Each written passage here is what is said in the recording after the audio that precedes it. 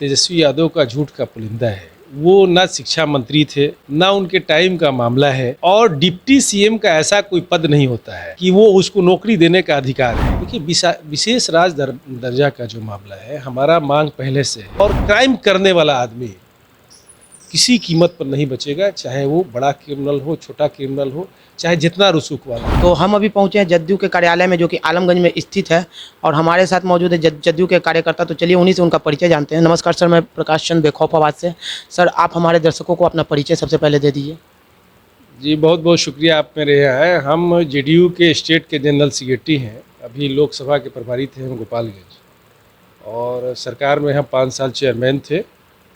फिर 3 जगह board of director थे, हज कमेटी के बोर्ड ऑफ डायरेक्टर थे, समाज कल्याण में बोर्ड ऑफ डायरेक्टर थे, और मदरसा एजुकेशन बोर्ड के बोर्ड ऑफ डायरेक्टर थे। सर, आपने अभी तक अपना नाम नहीं बताया हमारे दर्शकों को। इरशाद अली आज़ाद नाम है मेरा। इस बार चुनाव में बहुत ज़्यादा मुद्दा तेजस्वी यादव का यही रहा है केवल कि तुम मुझे वोट दो और फटाफट और मैं तुमको नौकरी दूंगा झटाझट। और सुभाष चंद्र बोस को भी उन्होंने अपना मतलब बोला कि सुभाष चंद्र बोस का कहना था कि तुम मुझे खून दो और मैं तुम्हें आज़ादी दूंगा। तो और तेजस्वी यादव का कहना है कि तुम मुझे वोट दो और मैं तुम्हें नौकरी दूंगा। तो मतलब इस पर कुछ आपके माध्यम से, हम आपके चैनल के माध्यम से हम आवाम को ये बताना चाहते हैं कि ये तेजस्वी यादव का झूठ का पुलिंदा है। वो ना शिक्षा मंत्री थे, ना उनके टाइम का मामला है, और डिप्टी सीएम का ऐसा कोई पद नहीं होता है कि वो उसको नौकरी देने का अधिकार है। ये नौकरी देने का अधिकार ये मुख्यमंत्री के कैबिनेट का है, कैबिनेट से फैसला होता है। इसकी एक लंबी प्रक्रिया है। इस तरह की बातें वो कह करके मने समाज में अफवाह फैलाने का काम करते हैं। उसके पहले उनके पिताजी भी मुख्यमंत्री थे, उनकी माताजी भी मुख्यमंत्री थे। रोज़गार पे, महंगाई पे उन्होंने कौन सा काम किया, उनको ये बताना चाहिए। और जो उनका विभाग था, उसकी उपलब्धि क्या है, वो उनको बताना चाहिए। जिससे उनका कोई लेना देना नहीं है, उस तरह की वो बात करते हैं। और हमको लगता है कि एक मझा हुआ जो पॉलिटिकल आदमी है, इस तरह की बचकानी बात को नहीं करना चाहिए। वो अपने पहले विभाग, जो विभाग उनके पास था, उसकी वो समीक्षा करके बताए कि उस विभाग में कौन कौन सा काम उन्होंने किया। सर, लैंड फॉर जॉब आपने भी सुना होगा। लैंड फॉर जॉब एक केस चल रहा है, वो ओपन हो चुका है। उसमें लालू यादव सहित 78 लोगों का नाम मतलब शामिल है। तो क्या लगता है कि कार्रवाई होगी या फिर दबा दिया जाएगा? देखिए, एक चीज़ पहले समझिए, हमारे यहाँ न्यायिक प्रक्रिया है, मामला न्यायिक प्रक्रिया में है। इस पर बहुत कुछ नहीं कहा जा सकता। जब सीबीआई इस मामले को देख रहा है और चीज़ें सारी हो चुकी है, लालू जी सजायाफ्ता हैं, बेल पे है, और मैं जानता हूँ, एक्चुअली मैं भी, वो गोपालगंज के रहने वाले हैं और मैं सिवान का रहने वाला हूँ, और मैं गोपालगंज लोकसभा का प्रभारी था। उन्होंने अपने क्षेत्र के लिए किसी तरह का कोई विकास का काम नहीं किया, और गोपालगंज में लगातार वो हारते रहे हैं। और अनगिनत बार, अभी भी दोबारा जो है, पिछली बार हमारे लोकसभा के जो प्रत्याशी थे जेडीयू के, डॉक्टर आलोक कुमार सुमन, 2,87,000 वोटों से जीते। इस बार भी उन्होंने 1,28,000 मतों से जीते हैं। तो आप अपने गृह जिला को कुछ नहीं दे पाए। आप जिस गांव में पले बढ़े हैं, उससे आपका कोई लेना देना नहीं है।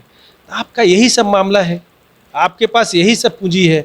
जो आपने बोया है वही आप काट रहे हैं, और आपके परिवार के लोग भी वही काटेंगे। आप बोइएगा आम तो आपको बबूल नहीं मिलेगा, आप बबूल बोइएगा तो आपको आम नहीं मिलेगा। ये फैमिली की दुर्दशा होगी आने वाले समय में। ये जितनी चीज़ें, जो भी काला उजला किया गया है, हमारे नेता नीतीश कुमार भी इन चीज़ों को बर्दाश्त नहीं करते हैं, और मैंने भारत के प्रधानमंत्री हमारे इन सारी चीज़ों में कभी विश्वास नहीं कर रहे। आप जान रहे हैं, सिर्फ यहीं थोड़े हुआ है, आप झारखंड के मुख्यमंत्री भी जेल गए भाई, और लोग क्यों नहीं जा रहे हैं, सिर्फ आप ही पर कैसा क्यों है? तो इस तरह की चीज़ें जब न्यायालय में है, तो इस पर बहुत कुछ नहीं कहा जा सकता है। लेकिन इसमें माननीय नेता नीतीश कुमार जी, माननीय नेता नरेंद्र कुमार मोदी जी किसी तरह का कोई कंप्रोमाइज़ नहीं करेंगे। सर, बिहार को विशेष राज्य दर्जा दिलाने की बात हो रही है, लेकिन अभी जदयू के हाथों में पूरी बाजी है। तो क्या बिहार को विशेष राज्य का दर्जा मिल पाएगा अब? देखिए, विशेष दर्जा का जो मामला है, हमारा मांग पहले से है। हम ये चाहते भी कि बिहार पिछड़ा है। बिहार और झारखंड बंटने के बाद बहुत सारी चीज़ें जो हैं, जो कल कारखाने थे, जो खनिज पदार्थ थे, वो झारखंड में चले गए। तो हम लोगों का डिमांड कल भी था और आज भी है। आप देखे होंगे कि हमारे जल संसाधन मंत्री ने, विजय कुमार चौधरी जी ने भी डिमांड किया है इन चीज़ों को। लेकिन एक इसके लिए कमिटी है, एक नेशनल इंटरनेशनल लेवल पे इसका एक मापदंड है। मापदंड पे हम खड़े उतरेंगे और बहुत सारे मामलों में हम पिछड़ेपन के शिकार रहे हैं। हमारे यहाँ इंफ्रास्ट्रक्चर में बहुत सारी कमियां हैं। हम ये चाहेंगे और आपके माध्यम से भी ये चाहेंगे कि हर तरह से ये डिमांड हम लोग कर रहे हैं कि कम से कम समय पे इस कमिटी अपनी जांच करके दे कि इसको विशेष राज्य का, बिहार को विशेष राज्य का दर्जा मिले, कि बिहार की तरक्की दिन दूनी रात चौगुनी हो। सर, अभी बिहार में जदयू का मतलब नीतीश कुमार जी मुख्यमंत्री हैं, उन्होंने शराबबंदी पे बहुत ज़्यादा जोर दिया, लेकिन क्राइम अभी बहुत बढ़ गया बिहार में सर, उस पर क्या कहिएगा? कैसे कंट्रोल किया जा सकता है क्राइम को? देखिए, एक चीज़ पहले जान लीजिए, क्राइम का रेशियो हम आप उसका मापदंड तय नहीं करते हैं।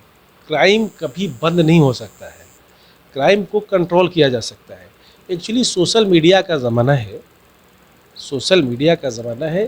क्राइम में हिंदुस्तान के लेवल में जो बिहार का स्थान है काफ़ी नीचे है। अब इसमें हम ये कहना है कि सोशल मीडिया का ज़माना है, कोई भी छोटी बड़ी घटना होती है, कहीं भी कोई घटना होती है तो सोशल मीडिया पर चला जाता है, इसलिए हम आप उस क्राइम को तुरंत जान लेते हैं।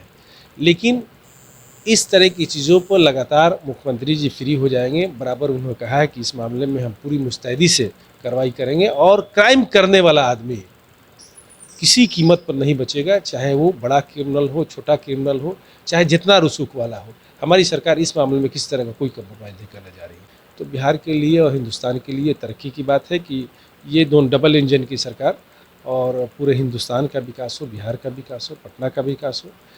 ये बात हम लोग अच्छी तरह से जानते हैं और आपके माध्यम से भी पूरे बिहार को दिल की गहराई से मुबारकबाद देना चाहते हैं कि जो मैंडेट दिया गया है एनडीए को, ये काफ़ी सराहनीय है।